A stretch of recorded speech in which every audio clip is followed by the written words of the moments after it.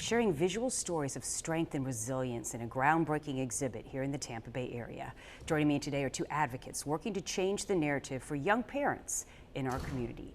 Danielle Lewald is the Adolescent Health Program Manager for the Healthy Start Coalition of Hillsborough County, where she leads the Teen Connect initiative to bridge the gap between young people and the health care that they need. And beside her is Mahir Rahman, a researcher from the University of South Florida, whose latest project, Mapping Resilience, uses visual storytelling to give a voice to lived experiences of adolescent mothers. Well, thank you guys both for joining us. Let's start with tell people about Teen Connect Tampa Bay. What is it? Sure. Teen Connect is part of our Adolescent Health Initiative at the Healthy Start Coalition of Hillsborough County, where we partner with many youth-serving organizations to make health services and community resources more accessible to teens and young adults. And an important way we do that is through our online resource directory, which is teenconnecttampabay.org. Young people can go on there to find youth-friendly services such as mental health support, and they can also connect with our peer navigators. So our navigators help provide more personalized, hands-on support. They navigate them through the process, overcome barriers, and check in to make sure they connect with the resources they need. Okay, before I forget, is there a website or a telephone number that is connected with that? teenconnecttampabay.org. Easy enough to remember, right? Yep.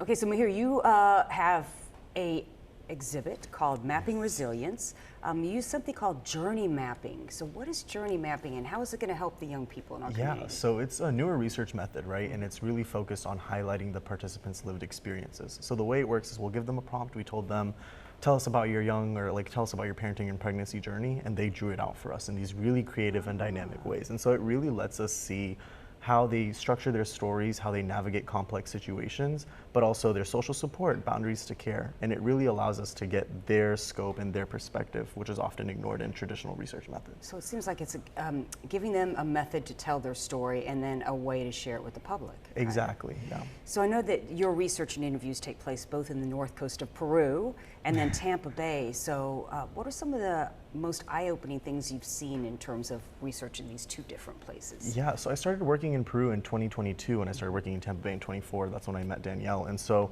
the way that I've approached it was, okay, like why are these adolescent pregnancy rates so high? But going back over and over and reading through the interviews and talking to these moms, I've come to the realization that it's just our social system is not supporting these young moms, right? And we've problematized adolescent pregnancy for so long, historically, socially and globally, that it really prevents our moms from being supported through different avenues, whether it's through Healthy Start or whether it's through the education system or clinical care. We're not doing a great job in supporting the moms after conception. And so that's what this project is all about. So how does this exhibit and your organization get together to kind of help get to not only those young women, but also the community?